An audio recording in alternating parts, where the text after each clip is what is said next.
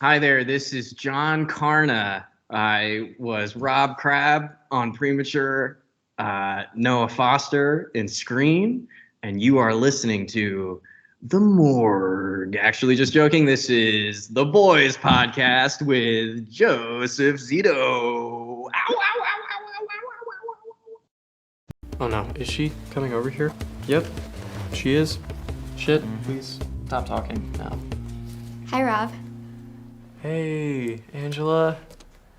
Good morning. Excuse me, Angela, I have to update my Wikipedia page. She's getting a mammogram tomorrow, so. Did you say mammogram? Yeah, and how'd you make it sound so hot? I was thinking that we could study tonight at my house. Tonight? Actually, I don't think I can. Oh, boo, really? No, not really. Well, yeah, it's just, I kind of have plans. No, nope, no way, no way. Nope, no way. Yeah, that'll be cool. I'll even go alone. I'm a moron. You need to chill out, Foster. Hello, everyone, and welcome back to another episode of Boys Podcast. Today is a very special episode, as I'm joined by my favorite actor of all time. You may have seen him as Rob Crab in the 2014 film Premature, Holden March in Law & Order SVU, Noah Foster in Scream the TV series, Mark Andreessen in Valley of the Boom, Blake in The Blazing World, and many more. So welcome, Mr. John Karna. Welcome, John. Wow, thank you, Joe. Thanks for having me, man. Thank you so much. You're welcome. It's an honor having you on, John. Dude, I am just so gratified that you're down to talk to me for a bit. Honestly, it's thank you. I love. It's crazy to hear all the that you just listed before. I'm like, damn, that was a lot of fun doing all that. Like that. So, John, what have you? Oh, actually, I forgot to mention too. This is actually part of the first question. I actually have one of your co-stars. They recorded a question for you. No way. I forgot to mention that this will really help you. Okay? This will actually make you very happy. Are you ready, John? Okay. All right. That's actually the first question because I was going to ask you how are you doing, but this is basically the question. Okay, it's loading. Mm-hmm. You'll be really surprised by this. You're like, oh my god, when you see the person. So. Wow, I'm very stoked. This feels like a game show. I'm excited. I hope you can remember the person because it's been many years since you worked with the person. Do you know who this is? I don't know if you can see with the lighting. Oh, geez, the lighting. Wait, see if I can fix it. I'm sorry, John. Sorry about that. Oh, there you go. Oh my gosh, is that Brian? Yeah, you got it. Wow, Brian's looking great. You're looking good, my friend. Okay, so you ready to hear his question for you? Yeah, I'm ready. Let's see. Oh, geez, I don't know if I'm pressing it. Oh my god. Hey, John, it's Brian Batt. How you doing, man? God, it's been a while. It's been a while, dude. Looking back and seeing you on screen, you were so great, so funny. You are so talented. Out of everything I've done, Scream is my niece's favorite thing that I've done. Yep, Scream. Anyway, and you're her favorite. Well, you're mine too. Anyway, what are you up to? You should have your own show by now. Come on, you need your own series. And dude, get it. If you need someone to play your father or your uncle or maybe a little more makeup grandfather, but whatever. Anyway, hope you are well. Take care, man. Bye. Hey, John. Oh, gosh. So wow, Brian. Oh my god. Like, damn, dude, I gotta reach out to him. That is so kind. I honestly can't believe he remembers me. Honestly, he's so good. He's such a talented actor. Okay. Yeah. So what's John been up to? Wow, what have I been up to, man? Well, there was that crazy virus that swept through everything, and I right before that virus hit, I was cast in a television show that did not end up going. It was going to be a mini series that was supposed to be on the USA Network called it was called Masters of Doom. And it's about the id Software, the guys who created that game Doom in the 90s. I don't know. I've heard of Doom. I love video games, so sorry. Yeah, me too. And I was gonna play this guy Tom Hall, who was one of the founding members of id, and we shot that pilot in New York. Such a fun time. I think the pandemic probably made it so that it didn't end up getting picked up, but.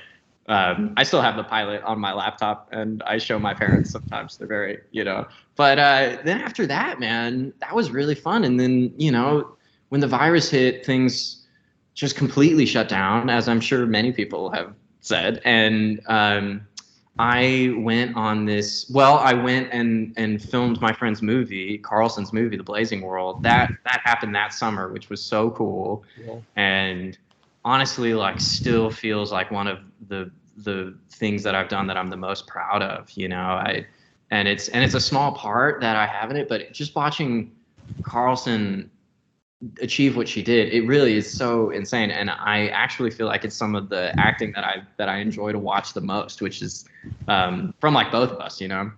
So that was special. And then after that, dude,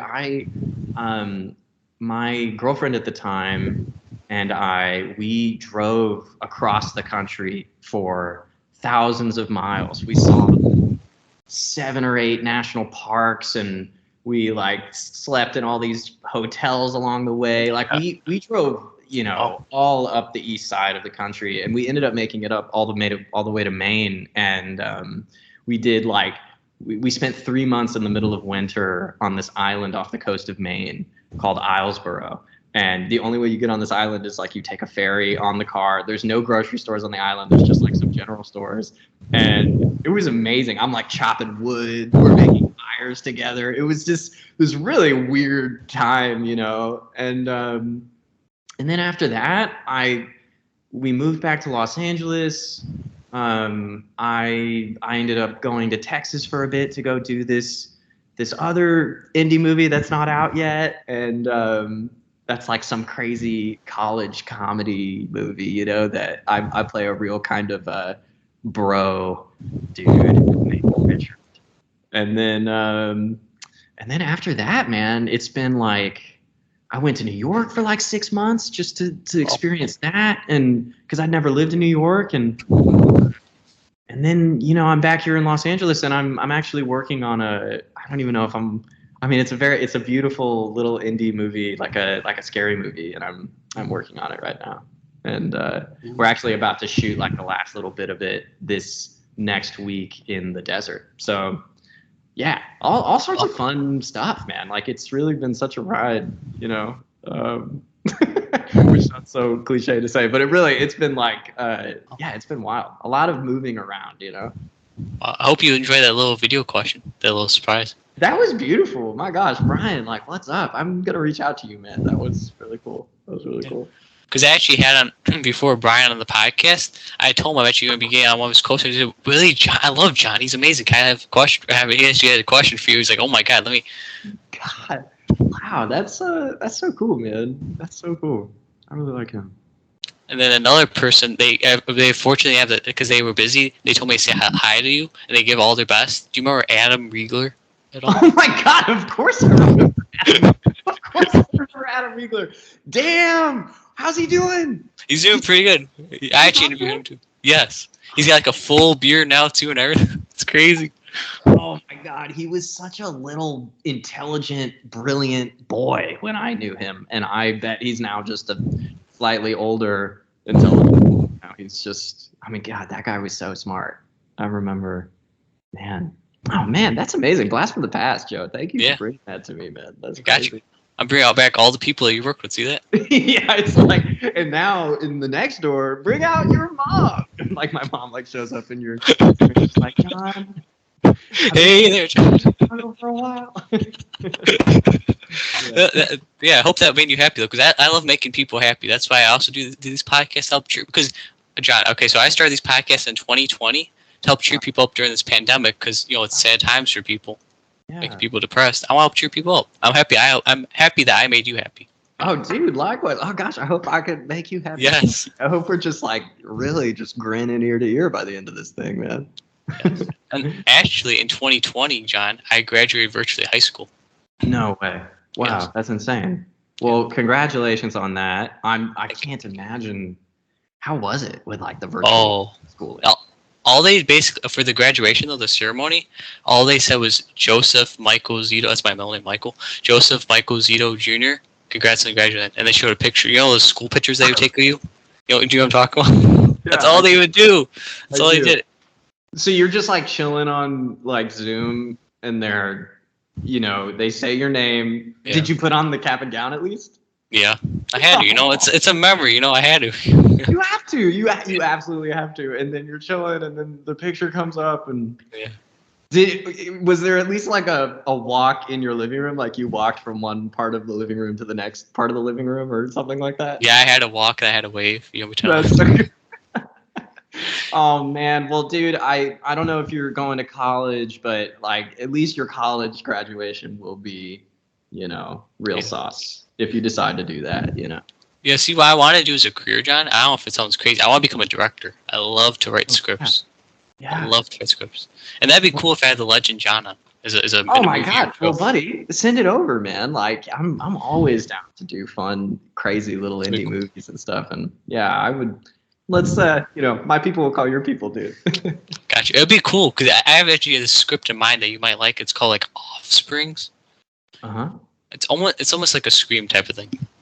It's almost like I that. love it. Dude.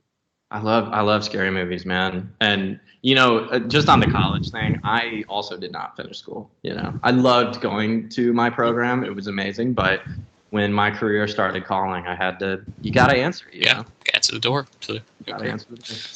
You went to the Sooners, Oklahoma. So Yeah, dude. Yeah, exactly, man. OU, what an incredible school, and the program is amazing. Like it, you know, I really studied under some incredible teachers. There are things that have been said to me just in those 2 years that I still come back to all the time as like a touchstone to how to navigate some of this craziness. Because as you get older, man, like it really it's so, you know, you start to realize you make all of your choices. Like this is just you here, and it's such a freeing, beautiful feeling, and can sometimes get quite confusing. It's just so amazing to have some touchstones of some mentors that you can kind of, you know, remember and look back on. And you've gotten some really incredible guests on your show, Joe. It's so beautiful, man. What made you want to become an actor? Who is your biggest inspiration for acting? Man, well, I've wanted to be an actor all my life. I'm one of those guys for sure. And I did theater. I started doing theater in like 6th grade, and I really loved it. I thought it was so beautiful. It's like one of the first times I really felt like a part of something that I was really able to contribute to as well. It was really cool. But, you know, honestly, okay, this is weird. I don't know if I've ever really said this in an interview before, but the real reason, like one of the really big reasons in my life that really like lit the fire of being like, oh my gosh, acting is such a beautiful art form, is just that, you know, like all of us growing up, you know, I was a really I was kind of like a depressed kid, you know, like I would be really like happy a lot and then would get really low, really down. And, you know, my family was going through a lot of changes when I was in middle school. And so there was all of this, you know, stuff going on. Everyone in my family really wanted to love each other so much, and they wanted to feel like they were getting love from each other, but it was all getting mismatched. Like everyone was feeling, I could feel it. And me, as one of the youngest people in that family, I just felt like totally in the middle of it and couldn't make anybody happy. I was like, which was such a deep thing for me. I wanted everyone to be happy so badly. And I remember one day where like the whole family was together and there was like a lot of fighting going on, and I remember leaving and walking around alone outside in Texas, and it was actually like by a lake and it was raining, and I just remember being like, oh my gosh, what is going on with all of these human people who love each other so much and they want so badly to figure it out and they just can't, and it just seems like all this anger is replacing it, you know?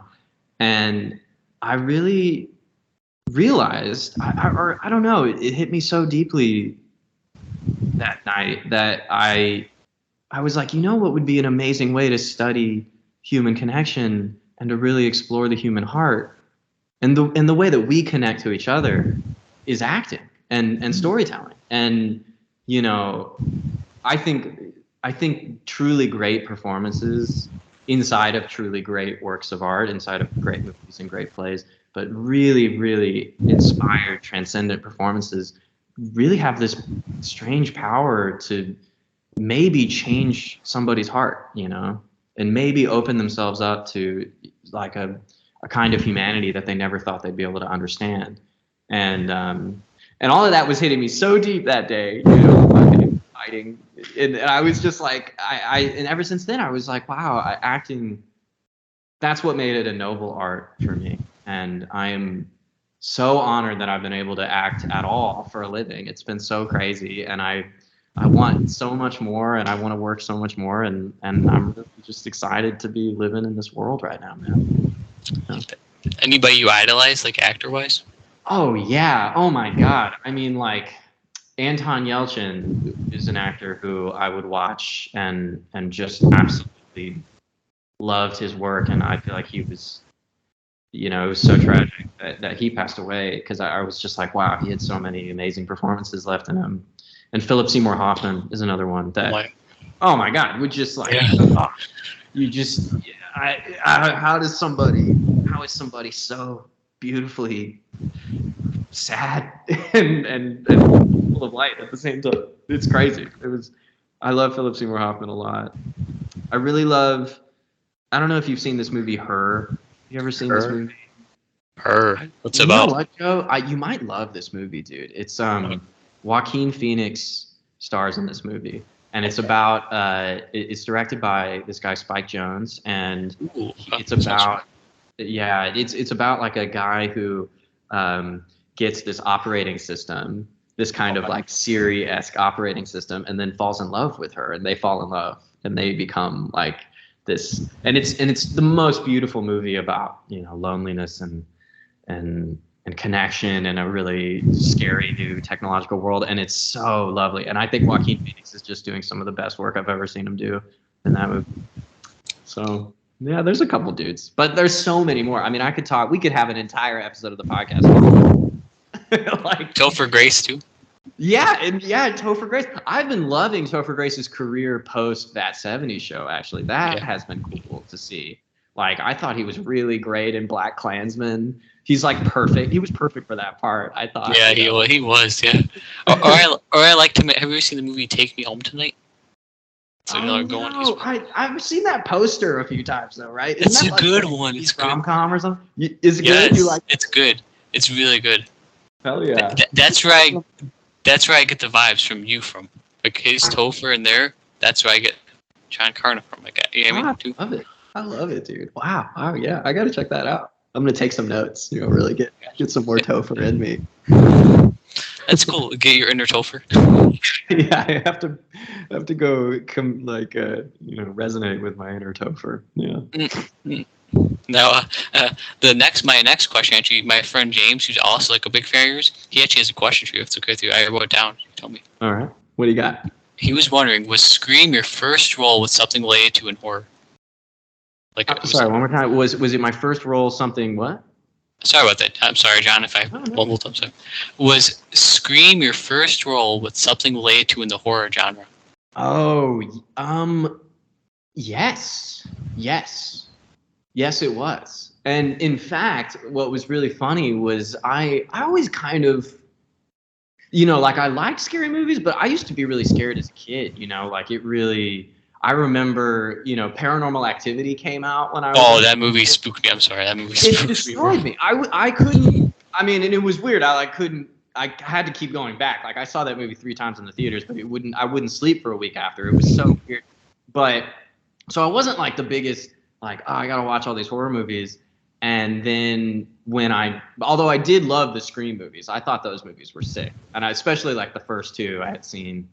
But, man, yeah, when I got that part, I was like, wow, you know, I'm playing a kid who absolutely is like completely consumed by that media, who's like literally seen every single thing. Everything around him is a reference to some horror movie he's seen. So I really tried to put myself through boot camp. I started listening to this podcast, Shockwaves, that like I actually ended up doing an episode of later, which was so cool. But this podcast, Shockwaves, was this amazing horror podcast where they would just go through, and it was just filled with recommendations of great horror movies. And so I really, really went as deep as I could, as fast as I could, and in doing that, became like really big fan of the genre. And now I'm like I love watching horror movies. I'm like, you know, I'm yeah.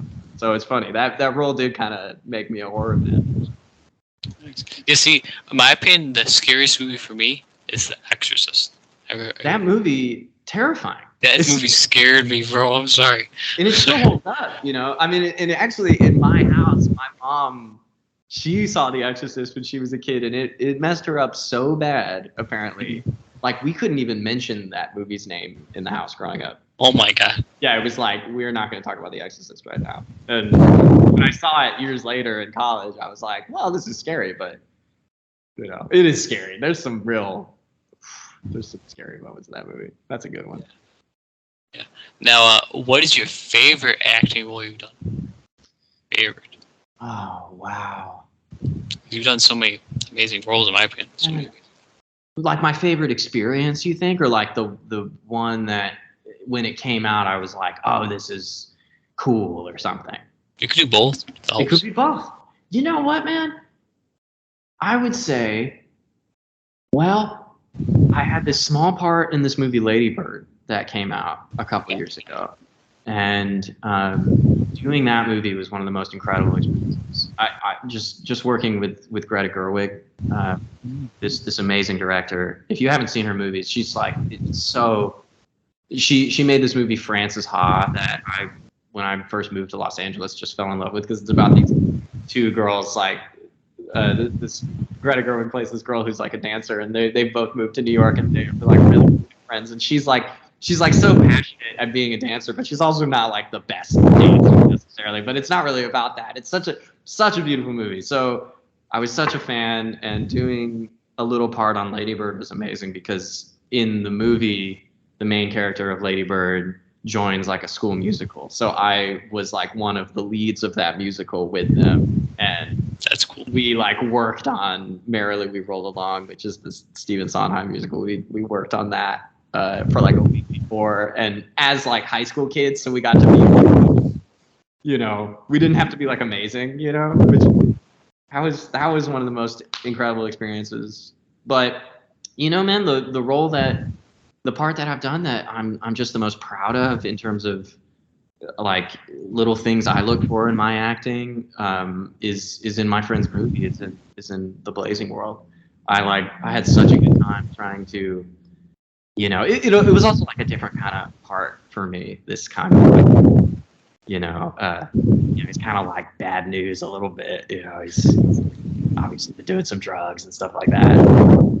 It was really fun to play that kind of a person, because it's so different from like my sheltered Texas life that I grew up. So yeah. Now, can you walk me through the audition process? Like, how did you get the roles of Rob Crabb and Noah Foster?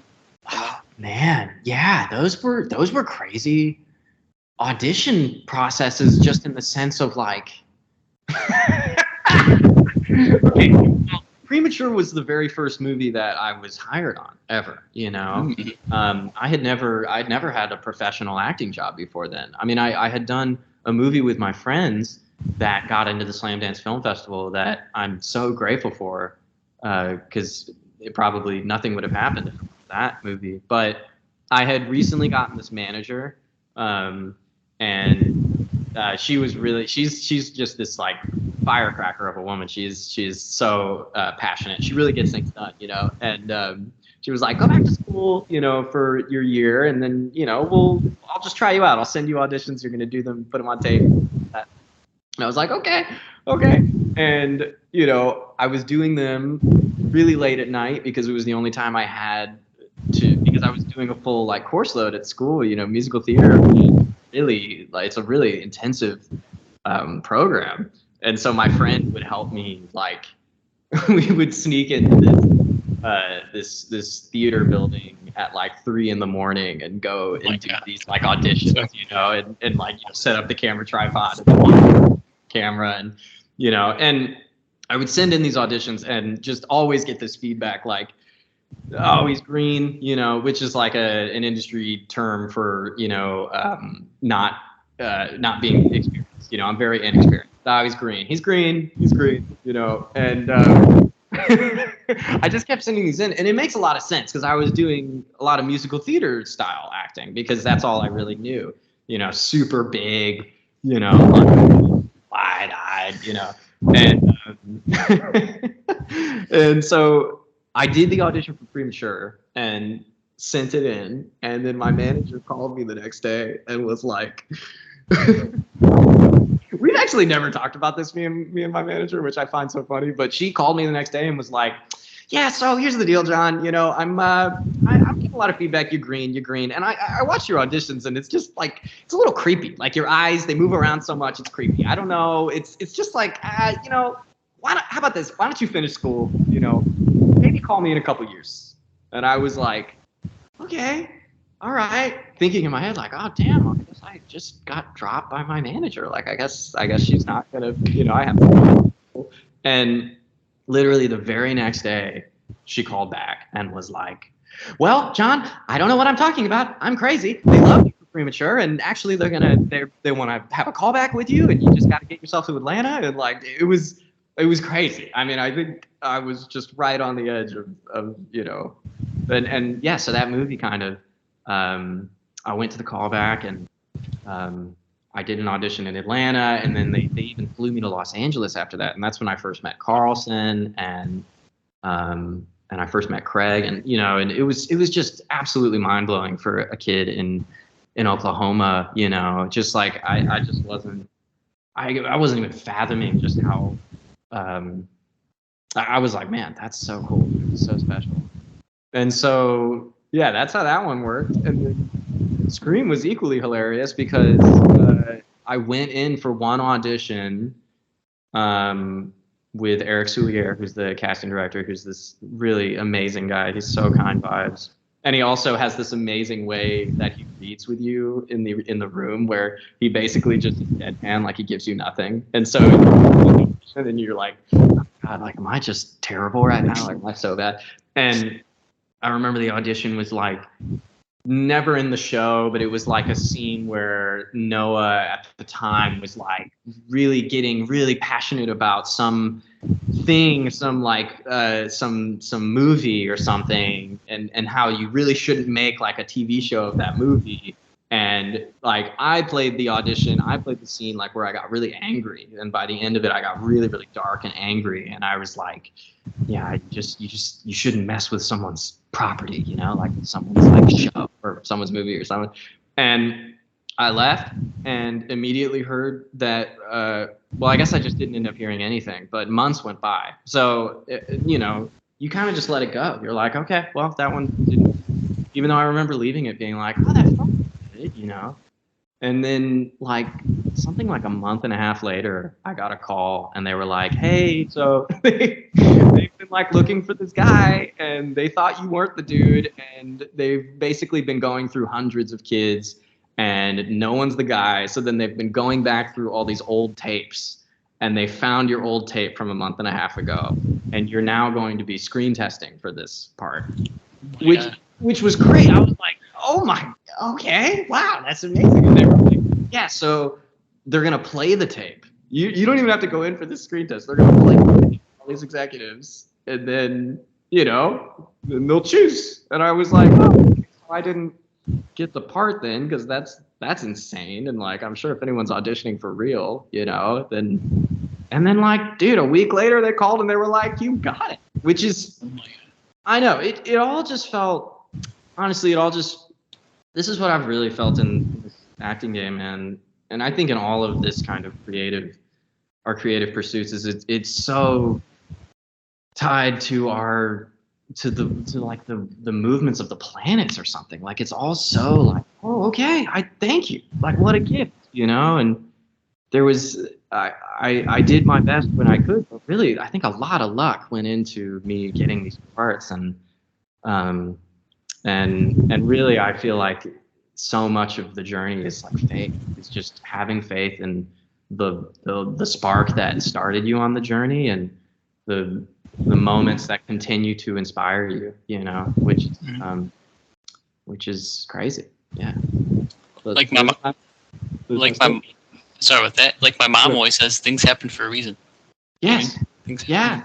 It does, and it's like you just can't even fathom what one thing takes you into the net. I mean, like, and I've experienced that over the 9-10 years that I've been doing this professionally now, which is crazy to think about. But it always like you'll have these things years down the line where they'll be like, oh my God, yeah, that person who made that movie is actually one of my best friends, and it's just crazy how things come back. I don't know. It's and it continues to surprise me, and it's something I really go back on when I wonder if I'll ever like get another job, which is like constantly. I wonder, am I going to work again?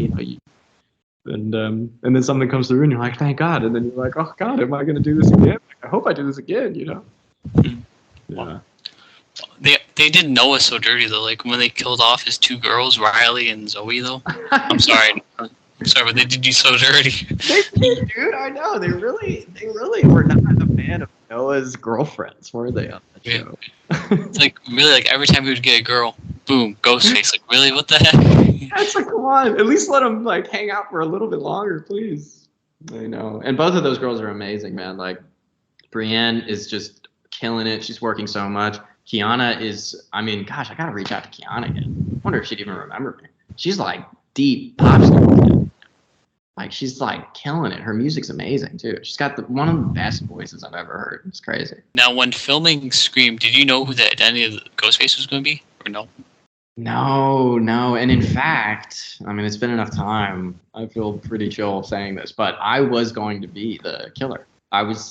Yeah. They like sat me down in the first season. These showrunners, like Jill and Jamie, these incredible show. I mean, they're amazing, and it is an insane job, I think, to be a showrunner for a show like Scream, 2, a show where TV. I bet I've heard just how very intense they are, and then not to mention they also had to deal with the Weinsteins, which Bob Weinstein at the time. I just think all of that was insane. And so they sat me down one time. They were like, hey, John, let's take you to dinner. And it was just me. They took me to like an Olive Garden or something. And they're like, hey, John, so we want to let you know you're the killer. And I was like, cool. This is so exciting. And they were like, yeah, so you're going to die at the end of the season. Sorry, but you're going to get this amazing, whole monologue thing. And I was like really stoked about it. I was like, yes.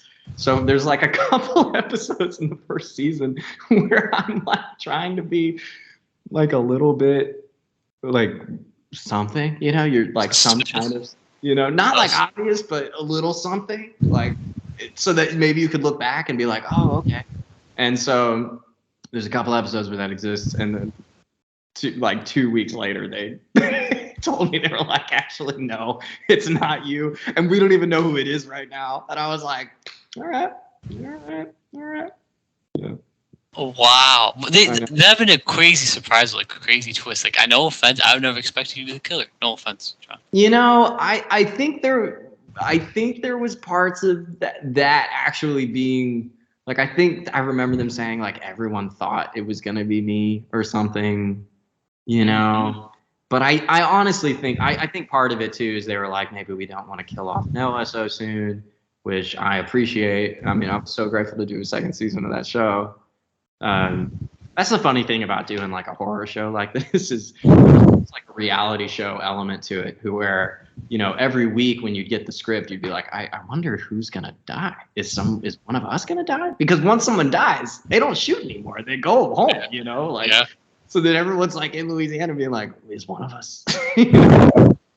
And they wouldn't, I mean, I think it was harder and harder for them to get out scripts in a timely fashion. So they wouldn't even tell people sometimes until they like got the script. And which was pretty lame. I think people were kind of bummed, Believe it or not, my little sister, because she loves horror, oh my God. But she actually knew it was going to be Kieran as one of the killers. You remember Kieran? She actually knew it. She's like, Joey, this would be one of the killers. I'm like, okay, Dell, sure. And then look, turns out she... Good on her, man, because they really tried to do the long game on him, Yeah. That's cool. it's crazy. Like, how? Like, did you know who the like? Yeah, I know you said you didn't, but did you have like any suspicions on any of these people? No. Well, after it was me, after it wasn't me, I was like, I don't know. Actually, no. Everyone kind of surprised me. I was really surprised by Piper. I was like, no, I didn't know it was going to be Amelia. So I thought that was great. I thought that was a great choice. I kind of wanted it to be Tom. I wanted Jake, Tom Manning. What was his name in the show again? Tom's name? Jake. Yeah. I really wanted the Jake killer storyline. I think he would have done. I mean, Tom's such a great actor too, man, and he would have done really well with all of that. That's the fun thing about being the villain is you get to have a real acting moment. You get to really be so different from the person you've been for the past like 5 episodes, you know? Wow. Now, favorite Scream film and character? You said you like the Scream movies, so. Man, I mean, you know, to be honest, it has been a while since I have watched them. Because once the show ended, I kind of like took some space from Scream, you know? But favorite Scream movie and character? I mean, dude, is it so cliche to just say, well, okay, I think Scream 2 might be my favorite, actually, now that I think about it. I just love Scream 2. I really love the opening of Scream 2 in the movie theater. I think that's so sick. Oh, with, is that with Jada Pinkett Smith? Yeah, with Jada Pinkett Smith, yeah, which is amazing. She's so good in it, dude. She's so sick. And I think the end of Scream 2 is so cool. Where, I love Timothy Olyphant's character. Oh, yeah. I think he plays a crazy person really well at the end. And it's, like, on stage and stuff. I thought that was so sick. So, you know what? I'm going to say Scream 2, and I'm going to say whatever Timothy Olyphant's character's name. I liked him. I liked his vibe. Interesting. Did you like Actually, no, that's not my favorite character. It's like Stewie from Scream 1, right? Oh, was that Matthew Lillard? I'm stupid. Matthew Lillard's. Yeah, Matthew Lillard's guy. Yeah. Because he's amazing. And when he gets, like, stabbed at the end of the first Scream... Oh, he's hilarious. He's like, dude, it's terrifying. You're like, oh my God. I thought him and Billy Loomis, man, they like did such a good job. Did you watch the new one? Did you watch the new Scream? I was going to tell you that. Did you enjoy the new movie, Scream 5? I did. I thought it was brilliant to do like a movie about reboots, like about like I thought that was really smart. I thought all those actors, I mean, they are really interesting and beautiful. I wonder though. I mean, maybe it's because, you know, Wes Craven didn't direct it or something. But there's like, for me, there felt like something was lost in the characters themselves or something. You know, like in the like, I don't know. I just feel like those first couple Screams, everyone is really so. Everyone's just so specific. Like every character is so interesting. Like all the teens are so interesting and different from each other. And I felt like it was, and maybe, am I just getting older, man? I don't know. But like the new Scream, I understand. Couldn't differentiate the characters as well. They all just felt kind of like beautiful to me, you know? I was upset too that they killed off Dewey. You know, like really? Come on. Get it, but yeah, that was a bummer. That was a real bummer. Jeez. I know. See, I like OGs like that. I like the OGs, you know what I mean? You said. I love the OGs. And but you know what? I just love that we got more Scream movies, honestly. And I'll be like watching every single one, just grateful, you know. I remember I went to like one of the biggest movie theaters in Manhattan alone watching the new Scream, just like sitting back being like, wow, love it. I love it, you know. Now, would you be willing to come back and betray Noah Foster again?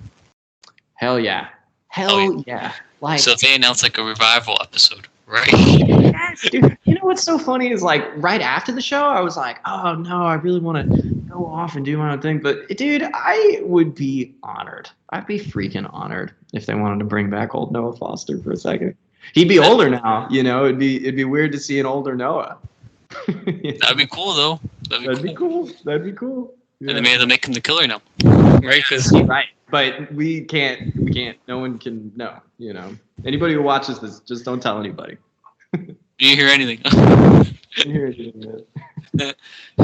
Now, that would also be cool too, though, if Noah or any of the people from the show was also in the movies too. Does that make sense? Like, wouldn't that be cool a little bit? I know. There's like this whole cross. I love the idea of like bringing some crossover. people from the MTV show into the movies because I just think that would be so funny. You're like, Oh yeah. who are you guys? You're like, Who that? Oh, you. you know, it's so funny. There was actually this article because the two showrunners that came on for season 2,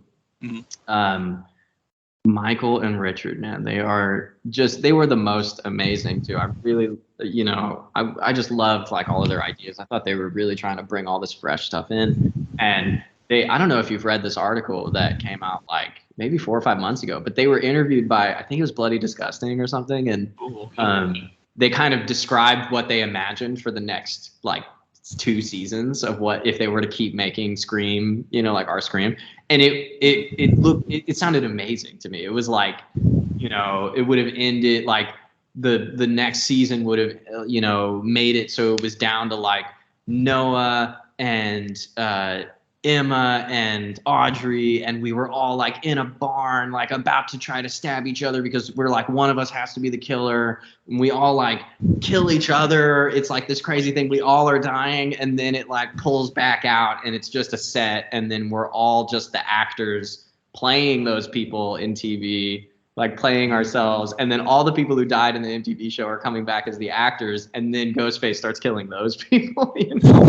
That sounds like an interesting concept. That sounds interesting. Yeah, it's very like Wes Craven's New Nightmare, but I remember I was reading that and I reached out to them being like, man, that would have been fun. That would have been fun to do. No offense to like the other Scream. You know what I'm talking about? The other Scream show? You know what I'm talking about? I think they can't. Yeah, the season they made after, right? Yes, I liked your guys' more than no offense to that. No offense to other people, but yours. Dude, well, man, I feel bad that I never watched it, man. It looked really interesting, and they used a lot of the same crew, and those guys were amazing. But I think at the time when I think it took a really long time for it to come out, right? The 3rd season, but they filmed it quite very, very shortly after us. But I think at the time, I think we were all a little just sad to be, told that we couldn't make the show anymore. And I think I was trying to like take a little bit of space. But I should get back in there and watch that new season. That sounds fun. Like I said though, no offense to that season. You guys are the best ones. Well, thank you, Joe. I do appreciate it, man. You're welcome. Now for this section of the podcast, horror movie battles. Okay, ready? Whoa, all right. Okay. Tell me who's going to win. Okay. We're talking. Okay, yeah, keep going. Yeah, okay. You got it. Okay. Michael Myers versus Ghostface. I'm all for Ghostface. But the thing about Ghostface is, 1, he's stumbling constantly. 2, he's probably like 3 people pretending to be him anyway. I think if Ghostface or whoever was being Ghostface at that moment came up against Michael Myers, like he'd get crushed immediately. Michael Myers is, I think by this point, like an undead being, right? Like after or something. I don't even know. I mean, by this point, yeah, I think Michael Myers would win. I mean, he's a terrifying creature. True. Yeah.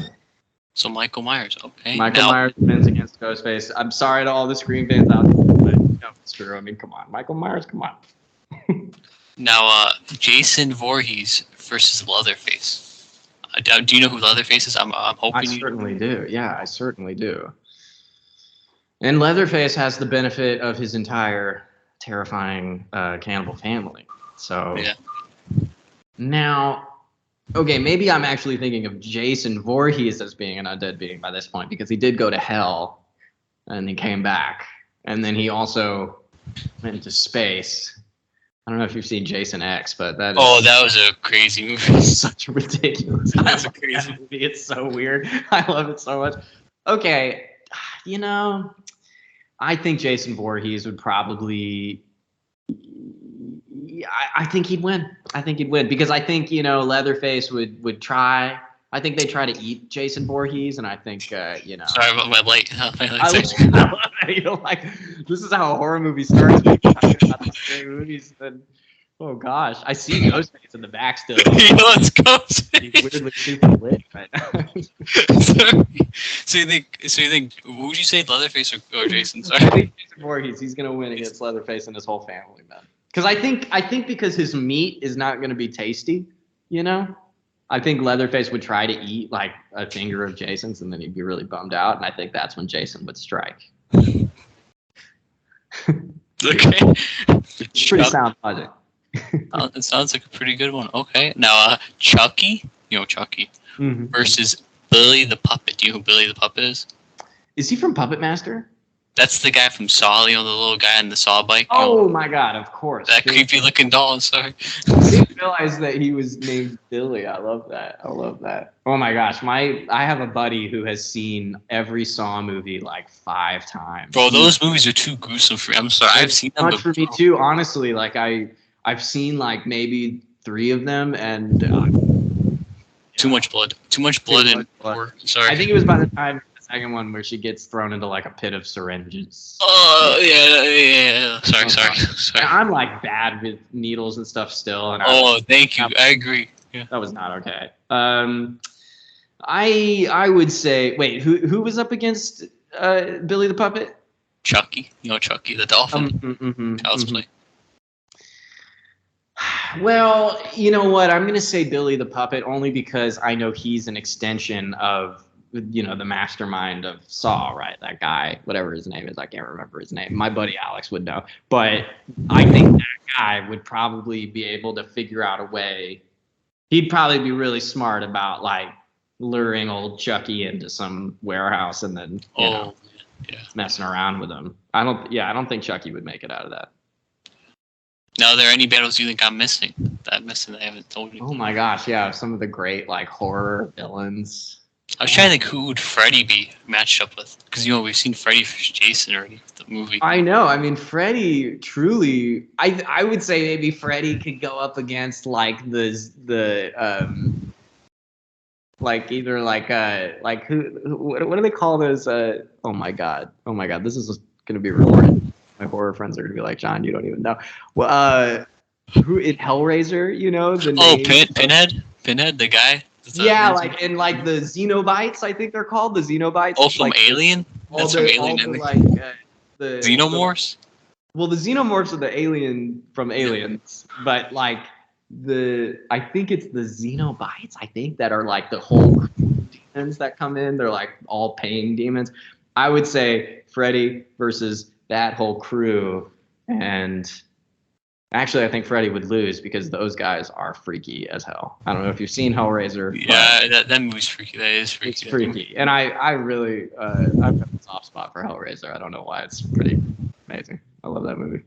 Now, who would you say then, since we all these battles, who's the ultimate champion? Ultimate champion of all the horror things ever. Honestly, it's the Xenomorph. It is the Xenomorph from Alien. It's the ultimate like killing creature, and we haven't even brought that alien up because it would win in everything. I think the Xenomorph is the ultimate, especially the one from the first Alien. That Xenomorph seemed like, or the Xenomorph Queen from Alien 3. Now that would also be, yeah, that's what I say. So Joe and John's first annual horror competition. Yeah, I know, dude. If we were in the same city, we could get down and watch some good ones, man. That'd be crazy. Now, is there a certain type of role you would love to do in any movie, TV show, play? Is there a role you love to do that you haven't done yet? Wow, yeah. I mean, so many, man. I would love to. I would love to play a role of somebody who's quite musical, because I sing and play a little bit, and would just love to like do that for a movie. That would be so fun. And I like the idea of playing people who are really, really against like who I am as a person, so it'd be really fun to play some kind of like grizzled kind of like sad boy, or something. Kind of like whoever Blake was in the Blazing World. I'd love to like really play that kind of a character for a long period of time. I think that would be really fun. I could see you also going to. Have you ever considered voiceover? Dude, I would love to do that. And in fact, I've been trying to make that happen. And I need to. You think it would be all right? You think my voice would be cool on the voiceover? Yeah. That you'd be like cool, like if I play some video games, something about you, like you got like the video game voice. Dude, Joe, thank you. Wow, I appreciate it. And I will tell my representation that you think that, and maybe that'll kind of push it along a bit, you know? And maybe, if any of the people I've had on, I could put in a good word. My people will call your people. Let's do this. I love it. Got you. Now, over the years of your career, do you still keep in touch with co-stars and directors you've worked with? Yes, yeah, I do. Yeah, some of them have become such deep friends of mine. I mean, Matthew Carnahan, who made Valley of the Boom, like we like surf together. You know, he's been teaching me how to surf, and actually a guy who was in that show as well, this actor named Dakota Shapiro, has basically become like a brother of mine. I mean, like we surf together too, and Dakota Shapiro actually just got cast in the Hunger Games prequel movie that's coming out, and all of us here on the West Coast are very excited. Everyone's celebrating for Dakota, man. That is cool. Who is the coolest person you've worked with? Oh damn, because there are there's a lot of cool people I've worked with, man. Woo. Well, if you didn't say me, like they would say, right? If you didn't say them, they'd be mad, or I mean, right? I mean, I feel like I have just been surrounded by actors that I just look up to so much. I mean, when I was doing that part in Lady Bird, you know, I got to have scenes with Saoirse Ronan and Lucas Hedges, and and Beanie Feldstein. Oh my gosh! And I got to really watch them work, all younger than me, and all so self-possessed. You know, even back then, and I think even now they've even gotten like more in the eye of the public. You know, like they're really such incredible actors, and I learned so much from those people about just like letting it go, about releasing it. You know, like not trying to be too precious about it. So that was cool. I shared scenes in Valley of the Boom with Bradley Whitford, who I have always looked up to so much, and that blew my mind, honestly. Like just being in a scene with him, you know, he's such an incredible, consummate professional. Like he's so good. And you know what though? The one time I got really starstruck, like it's a real feeling. I didn't even realize it. Feeling of like I shook this guy's hands and I kind of blacked out, like my vision went a little weird because I was so like, whoa, this is crazy. I did like a line part on Modern Family. And have you seen that show? Have you seen Modern Family? I've seen Modern Family. What character though? What is it? I mean, my part was this funny, just this like one line, like I played like a boyfriend of Alex, one of the daughters, you know, but like I was going to Africa or something like that. It was like some joke, but I met Ty Burrell, who plays Phil, you know. Oh, that's cool.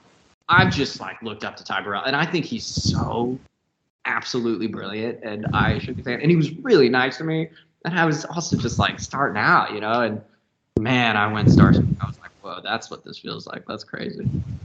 Crazy. Did you feel like the Wayne's World moment? Yeah, exactly. We're not worthy. Yeah, I mean, and that's just been. I mean, anytime I'm working with these actors, I mean, I had a part where I worked with Julia Garner, who, she like played. I played her boyfriend for like an episode in the show, and she is so good. She's so good, and she's so cool. Like really kind vibes, and I remember just being like, damn, I'm. Yeah, I've just been lucky, man. I just really feel lucky. Very lucky. Did you ever meet Wes Craven? Maybe, or? No, we never met Wes, man. He was still alive when the show began, and I was really hoping, but at the time, you know, I don't know how his health was, but I think also the show, he was signed on as an executive producer, but I'm not sure how much he was actually a part of it. You know, like I would hear that he was kind of just like he had put his name on it, you know, because he'd created the whole world. But yeah, when he passed away, I was just like, dang it. Would have been so cool to speak with him because I think Wes Craven's brilliant, man. Legend. He's a legend, and his other movies, like there's this movie, The People Under the Stairs, that have you seen that one? Mm-hmm. Where they're like this apartment complex, and the two like landlords of the apartment complex are terrifying and crazy, and I loved it. I think that movie's so brilliant. Yeah. Now, what director taught you the most? Is there one you want to work with? I think I already know the answer. I have a feeling I know the answer. Yeah. Oh man, who like taught me the most, huh? Who really taught me something? I'm guessing Carlson. I'm just guessing. That's just yeah, I mean for sure. And I definitely want to work with her again, man. I would be honored to be in anything else she makes, dude. She's so damn good. She's so damn good, I gotta say. I'm gonna say for the record, like the girl is brilliant. Like the way she can make this shit happen, and she's so driven. Either way, enough about Carlson. You know what? Watching Greta Gerwig work was crazy for me, man. And I just think you're gonna love her movies if you watch them. And she was so good with the other actors, man. Like because she's an actor herself, so she really, she was so gentle when she would give you these notes, and she really invited your input, and she really invited your instincts, and learned so much from her in that way. And gosh, yeah. I mean, it feels like everybody. It was really interesting, on screen, because every episode you would have like a new director come in. Mm-hmm. And something that they really did that I thought was so cool is they would get all of these directors of great indie horror films that had come out at the time to come on and do an episode of Scream, and which I can't imagine what their experience was like. Suddenly working for like an MTV television show, which is a totally different environment than like making your own movie. But I worked with Lee Janiak, who she directed a couple episodes, but she made this amazing movie called Honeymoon. It's this really great 2-person film. Basically, it's like 2 main characters. They go to this cabin in the woods, and if you know any more about the movie, like you don't need to know anything. It's just so amazing, like what happens. Like it's really, it's sick. And so I remember watching her work, and she directed that episode of the first season that was like the bowling alley episode, Oh, okay. You remember that, where they and what was really crazy was it was actually planned to be, in the original script, it was planned to be we were walking through the woods, and we see a trailer in the woods, and it's like the lair of Ghostface, maybe, and but it rained like crazy that week. It rained so hard in Louisiana, so none of that was going to work. They weren't able to shoot it, so they took a day, rewrote it. They found this abandoned bowling alley off the side of the road in Baton Rouge, and then basically they couldn't get the scenes written again fast enough because they had to change everything about where we even were and what was going to happen, because it was like a totally different location. And I just remember being on that set with Carlson and Willa, and Bex was there, and we were all just Tom was there too, and we were all sitting there huddled with Lee, with this amazing director, and basically just writing it on the fly, being okay, what are we gonna do right now? What are we gonna do? Because we didn't even have time to send it back to the writers for approval, although they did do that, but it was we got to shoot this now or else it's never gonna get shot. So we're okay, you're gonna say this, and you're gonna say this, and then I'll say this, and you say this, and that seems like the scene, right? And then we go shoot it, And I actually think that was one of the cooler episodes of that season, It's just so funny. But damn, I feel like I'm really yakking a lot. Thank you so much for listening. You're fine. If you were an actor, what do you think you would have done as a career, and what other interests and hobbies do you besides acting? If I wasn't an actor, something else I'd like to get into? Yes. What would your career be? Would you have been a doctor? I don't know, a lawyer? Oh, that's what my parents wanted, man. They really were please. My dad was a lawyer, and so he definitely would. They still say, they're hey man, you could go back to law school. I'm I don't know. I don't know. It's so funny. Acting has been the thing for me for so long. I always kind of fancied myself maybe being a pilot one day. Just as if I wasn't a pilot. But I think that's changed now that I've gotten older. And I don't know. Honestly, I probably want to teach. You know, I was say excuse the teacher. I was about to say that excuse the teacher or something. Oh, man, I mean, dude, I actually hope I still get to teach one day and just teach acting to people. I think like I really would love. I just love actors. I really love actors of every level and like where everybody is and all of our beautiful insecurities coming out. And you know, so much of acting school is just letting go of those insecurities and letting go of these things that we do when we're uncomfortable, you know, because that takes away from the truth. And so watching that happen, like being in class, watching actors up on stage, being talked to by their teacher and like letting it go and then doing it better the next time, it's just, that's for me. So yeah, maybe teaching. I could see that. Do you have any hobbies? Like any interesting hobbies? Video games? I've been surfing now that I've been back on the West Coast, which I guess you can say is a hobby or something. And what else have I been doing? I hike a lot. Like when I have free time, I just go into the mountains. You know, that's really been my saving grace here in Los Angeles is just hiking as much as I can. Driving into nature. You know, the West Coast has so much beautiful nature if you get out of Los Angeles. So yeah, that's kind of where my life has tended towards these days. How about video games? Do you like video games at all? Oh, dude, yes, of course. And actually, what's a bummer is I haven't. My console's been in storage for like 2 years now, and I got to get that thing out. I'm ready. Would you play a console? I have an Xbox One. I also have a PS4. You know, I know. I ended up getting both. But like I had the Xbox for a long time, so I was like that was like my main thing for a while, and then I got a PS4 because I really wanted to play The Last of Us. Never played The Last of Us, and so I did, and it's incredible. I played all the Uncharted games, and the Spider-Man game is so cool, so rad. What about you? What are you playing right now? I play PS4 too. I actually played PS4. I was actually gonna ask you, hey, we should play it one time. That'd be cool. Dude, I mean, yeah, I don't have the online for that one, but honestly, like. I'm thinking of doing it because there's some great stuff. My buddy loves Apex Legends, so I've been having a good time playing Apex with him. You talked about. Have you heard the character Mirage from Apex Legends? Do you know that character? I actually interviewed that guy that voices Mirage. Okay, I like that. He's cool. He's bamboozling, huh? Yes, that guy. Yeah. Got it. And then I also interviewed. You said the Spider-Man game.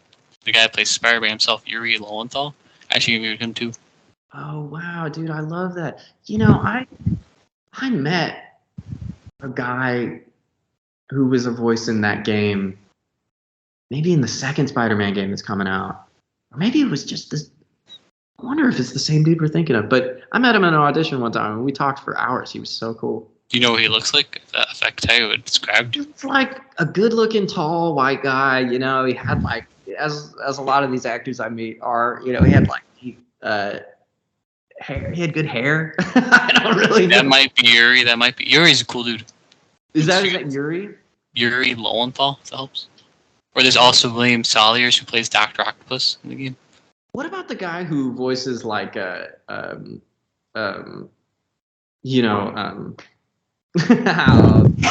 like James Franco played in the Spider-Man movies? Oh, Harry Osborn? Harry Osborn, yeah, right. Whoever that guy's voice is, I think that's the dude I talked to. That's the dude. Yeah, and he was cool as hell. And he actually wrote his number on a piece of paper, and he gave it to me and was like, call me sometime, man. Let's hang out. Let's be friends. And I was like, yes, dude. And then I lost the number, man. Oh, my God. So if I ever get him on, then we connect. Dude, you got to let him know. I'm like, buddy, I still think about that conversation. Like, he's so brilliant. He's a really intelligent cat, and we had some good talks. Yeah. The guy that plays Dr. Octopus, have you ever seen the show Regular Show before? Do you remember that show on Cartoon? Oh, no, I haven't, but that looks hilarious. I've seen clips of that and thought it was really... The one that plays the brown raccoon is Dr. Octopus in the game. So. I love it. Wow, that's sick. Okay, You like the voice actors, huh? Yes. If you ask me, like, who voices this character? Instant. I know who it is. That's cool, man. I know. Great voice actors are so incredible, too. You're like, wow, how do you do that? That's so cool. Rob Paulson's a good one. I don't know if you heard of Rob Paulson. He's Raphael and Donatello and the Ninja Turtles. Okay. It's Carl and Jimmy Neutron. Okay. That's sick. Carl, that's amazing. Love Jimmy Neutron. I really got, you know what I got deep into was Young Justice. Did you ever watch that? Ooh, Yuri's in there too, as a main character. Okay. Who's he playing in that? I think he might. Is there a Superman in there, if I remember correctly? Superboy. Yeah, there's a Superboy. He plays him. Oh, he's great then. Wow. Then this dude, because I looked those guys up and I was like, wow, these people are the voice of like everything. They're incredible. He's amazing, Yuri. If you saw what he's done, like, oh my God, John. Sorry. That's cool. I love it. Now, favorite band or artist and type of music? Oh, dude, that's so cool. You're asking me about music. I love music so much, man. That is so deep in me, and it's really tough to say a favorite band. I listen to basically anything under the sun. I've really gotten deep into like a lot of soul and a lot of funk, and I really love like, you know, oh man. Well, I can tell you right now, Steve Lacy, this artist Steve Lacy, who is so sick, dude. He's incredible. And I first heard him when he like was making music with this group called The Internet. The Internet is this like amazing neo soul R&B group that just sounds so lush. And Steve Lacy was like writing with them and performing, and then now he's done his own solo stuff. He just came out with a new album today, and it's really, really, really good. And so I've been getting down on that. Steve Lacy is sick. You know what song's catchy? It was in Premature. Have you heard the song Miracle Mile? Do you remember that song? Oh, is that the group love song at the end that comes on? Not that song, but the Miracle Mile. It's like, why am I blank? It's like in the beginning. Remember correctly? During the opening credits, maybe. Yeah. Wow. You know what? I haven't heard that song in a very long time, dude. The soundtrack for Premature. Oh my God. You're saying? Yeah. Wow. Do you remember who that's by? That song? Miracle Mile. That song. Yeah. Oh, Cold War Kids. Oh, it's a Cold War Kids tune. Okay, that's cool. That's cool. I don't really listen to Cold War Kids, and maybe I should. That song is funny. I remember that is a hilarious opening of that movie, and yes. Now, favorite movies and shows. Like, what's your favorite movie? I'm not trying to be like Ghostface. You know, what's your favorite scary movie? What's your favorite movie and TV shows? You know what I always say is I love Richard Linklater so much. This director, and he made Dazed and Confused. And I think Dazed and Confused is a perfect movie. I think I've seen it so many times, and I still think it's it's like the best movie ever. I think it's so fucking, sorry, pardon my language. It's so good. It's fine. But Dazed and Confused, definitely one of my favorites. Yeah, that movie I mentioned is always one I keep coming back to. And Inside Llewyn Davis, this Coen Brothers film, that it's like the movie that really Oscar Isaac got his start on. He's so incredible as this folk singer in the 60s scene based on this real folk singer named Dave Van Ronk. But it's just this like beautiful, sad but beautiful movie about an artist who is really talented and also gets in his own way, and also life is hard, and also, you know, like, but it's so good. You know, there's something about it that's so soulful about that movie. So Inside Llewyn Davis is definitely one of my favorites as well. Yeah, I've had people swear before, John, so it's fine. On the podcast, I've had people swear on the podcast before, so you're good. Okay, good. You're good. I didn't even ask before, but yeah. You're fine. So I've heard swear words before, so. Cool. So for the last 5 minutes, I figure I'll just speak in increments. Just one long sustained. Just keep swearing for the rest of the sentences. Now, favorite sports and favorite teams. Do you like sports at all? Dude, well, okay. Yes, I do. And no, I'm not following any teams anymore. I mean, for a while, I was on OU's experience. Like I was, you know, when you go to that school too, it's like when game day happens, it's just, I mean, the whole town becomes this carnival basically, you know, and I really liked watching the Sooners play. And I'll still, I mean, if they're on, I'll still, you know, I do like football It is really fun. There's something the Texas kid in me really just like loves watching football. I like watching the Texans a lot, even though they've been. Anytime I've gotten into them, they've been very disappointing as like a fan. You know, I'm sure if anybody's a Texans fan watching this, I'm sure you know what I mean, right? Like, you know, I had like an Arian Foster jersey. Oh my God, I remember Arian. That's one of the best probably offense people. He's amazing, and what was so sad is he kept getting injured, but also like, you know, yeah, I think my buddy actually plays Valorant with him sometimes now on Twitch. He like plays very awesome. Yeah, which is blowing all of our collective minds as kids. You know, we're just like. J.J. Watt was a good player.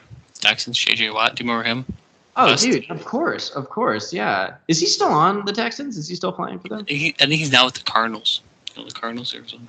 He was bound to leave eventually, but I remember hearing like, "Wow, J.J. Watt is like sticking in Houston," you know. But what you gonna do? I heard, you know, I don't know. I am not the authority on sports, but yeah. But I like watching football. I'm a big fan, and baseball. I do love going to baseball games, and I would go to the Astros games a lot when they were like the worst team in baseball when I was growing up, which was a hilarious time. You could get tickets for so cheap back then. You know, and compared to now though, now look at the prices. Oh yeah, now it's like, and I mean, it's pretty amazing. They're an amazing team. I don't know too much about that sign stealing thing, except for the fact that I think everyone does it right. I mean, right? Like I don't know. Are you a deep sports fan? Are you like a big Chicago sports guy? I love football and hockey. But I don't like the Hawks for hockey. I hate the Blackhawks. Oh, okay. So who's your hockey team? The Vancouver Canucks. Oh, cool. Yeah, dude. Yeah. I wanted to go to a Canucks game so bad when I was working in Vancouver for a second, and we never made it happen. But it's so fun. I used to go to the Houston Aeros team. Oh, which was like the minor league team. Yeah, that was fun, man. I mean, a Houston hockey team. They were good though. I thought it was cool to see. One of my good buddies is actually one of the top prospects for the Dallas Stars. You know what? That's amazing. Like good a top prospect for them. So. Jeez. Well, I hope that works out. I hope I get to see him on the big screen one day. That'd be cool. Like he like in like 39 games last year, he got 110 points. Jeez. So that's crazy. Jeez. That's insane. That's crazy. Because hockey is not a very high-scoring game, right? I mean, like... not really. Except unless you're Connor McDavid, if you know who that is. Do you know who Connor McDavid is, John? No. He's like, they compare him to like the modern-day Gretzky. You know, Wayne Gretzky. Okay. Yeah. He puts up crazy numbers. Like nuts. Wow, that's amazing. Well, damn, your friend. I mean, wow, best of luck to your friend. I can't wait to hear how that goes, dude. Thank you. Now, favorite food. What's John's favorite food? Favorite food, hamburgers, man. I'm like such a deep hamburger guy. I've been that way all my life. I love a good hamburger. I will eat a hamburger in like 10 seconds flat if it's in front of me. Yeah. Here's a hamburger. Yeah, dude, honestly, that sounds delicious right now. Now that I'm talking about it, I'm like, maybe I should go get a burger after this. But yeah. It's a simple answer, but it's true. Well, anytime you're in Chicago, we'll take you out to a good burger. Or pizza. Dude, there's great burgers in Chicago too, man. Wow, yeah, that'd be fun. Joe. Got you.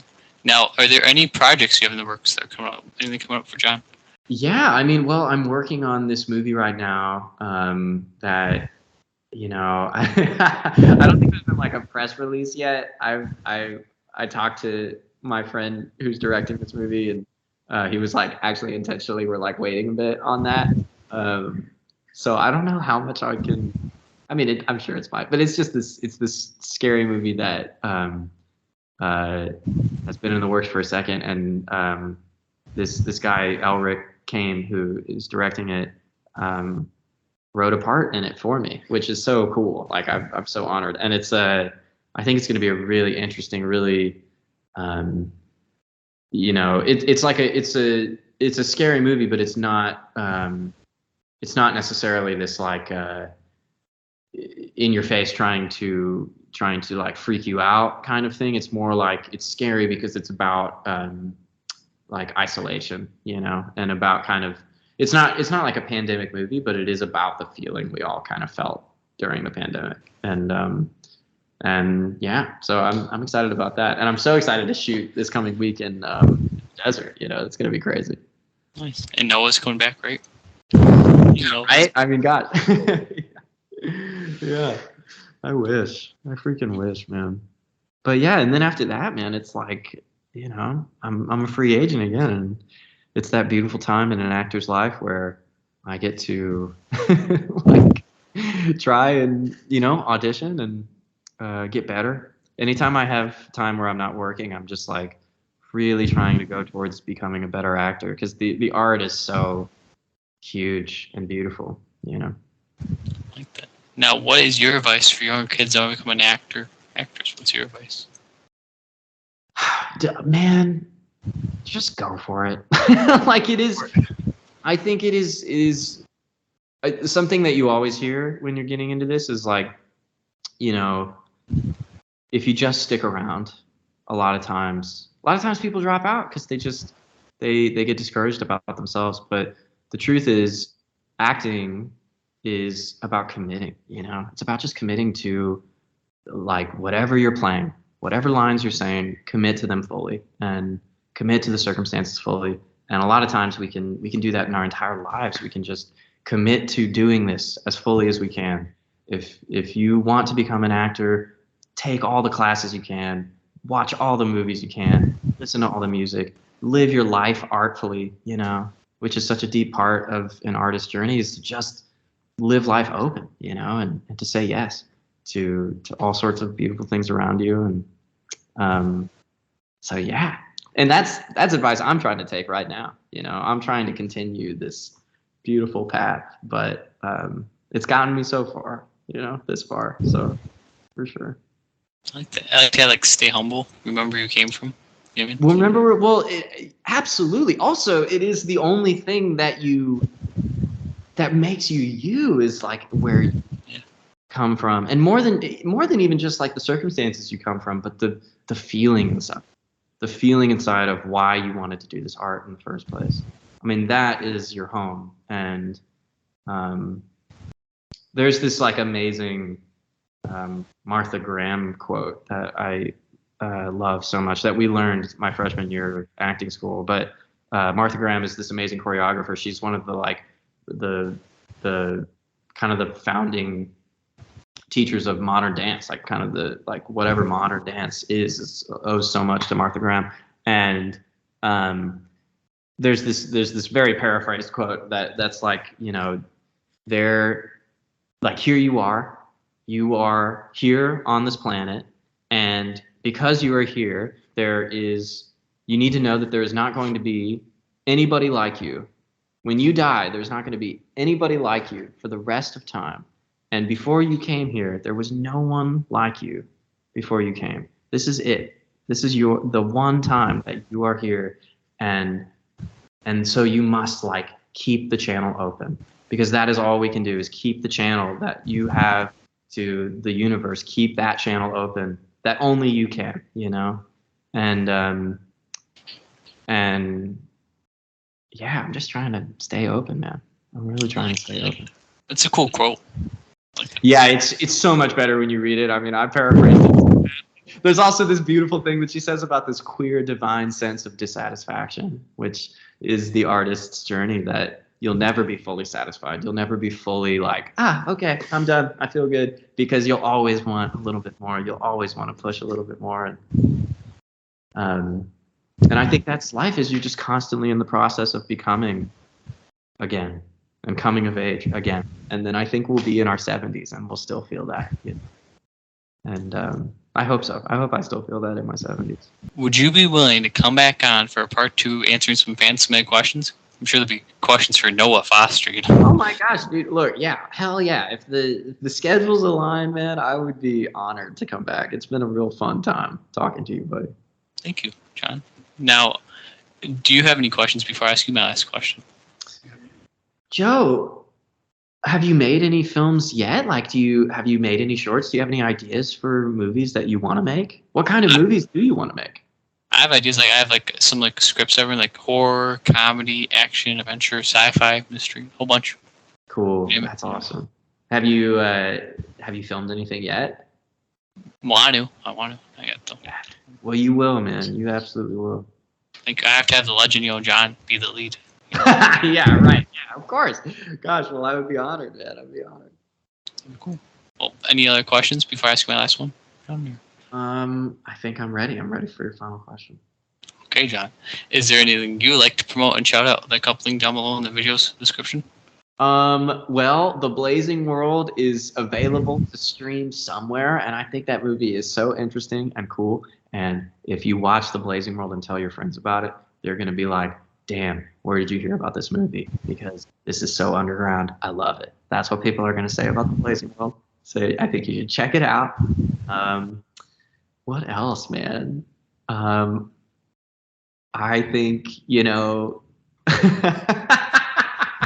what? I would like to shout out my ex-girlfriend's band because I think she's brilliant.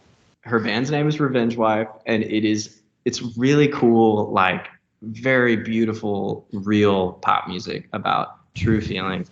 And I think she's absolutely brilliant.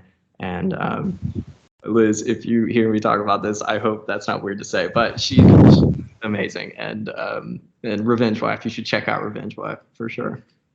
Do you want me to also link down your Instagram and Twitter pages? Oh yeah, sure. Yeah, go. My Instagram is Johnny_Karn, which it's like such a brutal screen name, but I made it like years ago. I think I made it like senior year of high school and haven't changed it. But yeah, at Johnny_Karn, Karn, and Twitter is at Johnny_K.